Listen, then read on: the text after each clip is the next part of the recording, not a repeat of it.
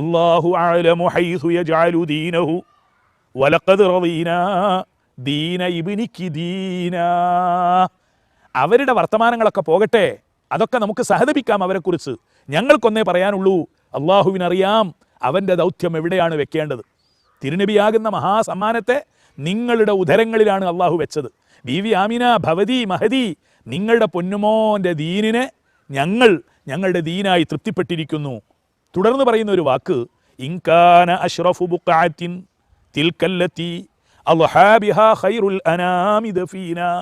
ഭൂലോകത്ത് വെച്ച് ഏറ്റവും ശ്രേഷ്ഠമായ ഇടം, പ്രദേശം ഏതാണ്?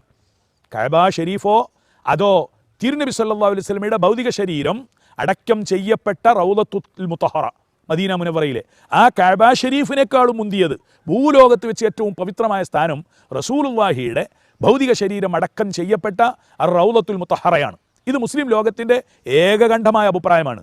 എങ്കിൽ ആ റസൂലുള്ളാഹി വഫാത്തായ ശേഷം കിടന്നുറങ്ങുന്ന റൗളത്തുൽ മുത്തഹറക്കാണ് ഭൂലോകത്ത് ഏറ്റവും പവിത്രതയുള്ള ഒന്നാം സ്ഥാനമെങ്കിൽ, റസൂലുള്ളാഹി ജീവനോടെ 10 മാസം കഴിഞ്ഞുകൂടിയത് എവിടെയാണ്? അവിടുന്ന് കഴിഞ്ഞുകൂടി ഭക്ഷണവും വെള്ളവും ഊർജവും എല്ലാം ലഭിച്ചു.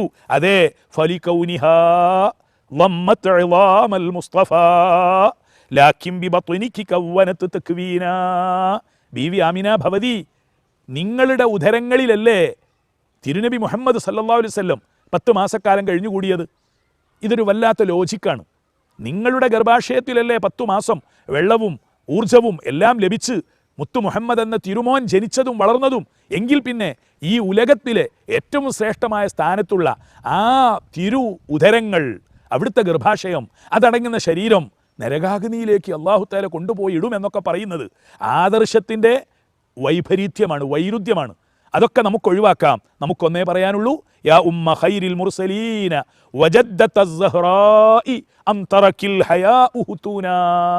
സഹ്റ എന്ന ഫാത്തിമ മോളുടെ വലിയുമ്മയായ ഖൈറുൽ മുർസലീനായ തിരുനബിയുടെ മാതാവായ ബീവി ആമിന, അങ്ങയിൽ എന്നും എന്നും എന്നും അള്ളാഹുവിൻ്റെ സ്നേഹകൃപ ചൊരിയട്ടെ.